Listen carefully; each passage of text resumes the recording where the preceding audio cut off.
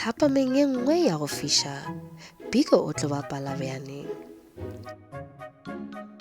O tlo šitišega gomme o tlo kitimiša serurubele. Ka morago ga nako e telele, o tlo ikgwetša le kgole-kgole le gae. O tlo lemoga gore o timetše. Biko o tlo thoma go tshwenyega. Haui Biko wa batho. Leila o tlo dula mohlhareng o motelele ge a tlo bona Biko. Alla, ke timetše Leila. Biko o tlo realo. Alla, ga ke sa gopola tsela ya go boela gae, ke lebala dilo. Meyogo ya gagwe e tlo wela fase. Haui, ga o lebale dilo. Leila o tlo realo. O no bo sa šetše dilo. A re leke go gopola tsela ya go boela gae. Sa pele, Leila o tlo botšiša Biko ka noka yeo a e tshetšego. Biko o tlo realo. A gopola, go be go fiša kudu ke moka ka nwa metsi ka ba ka rutha ka nokeng yeo gore ke fole.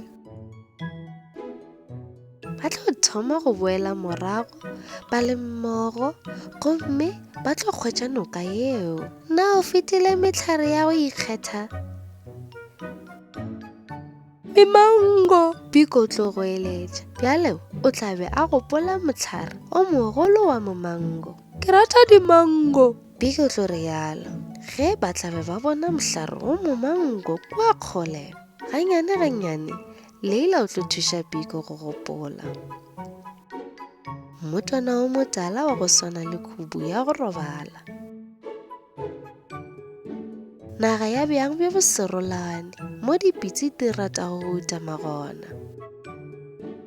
Le thaba e hwibidi, mo dintšu di akalago lefaufaung. Selo se sengwe le se sengwe se tlo ba batametša mohlapeng wa bo Biko. Ke moka ge letšatši le thoma go subela, Biko o tlo emiša hlogo gomme o tla bona lapa la gabo. O tlo tshela ka lethabo. Ke leboga Leila, o nthušetša go gopola tsela ya go boela gae. O tlo realo. Letšatšing leo, Biko o tlo ithuta thuto ya bohlokwa ya gore go gopola dilo go thoma ka go šetša dilo hloko.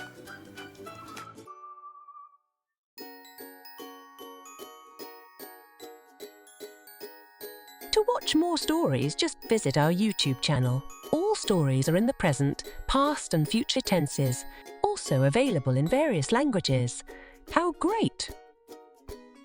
Also, members of the Abuti Academy get access to workbooks and much more. Visit our website to find out more about all the language learning materials that we have to offer.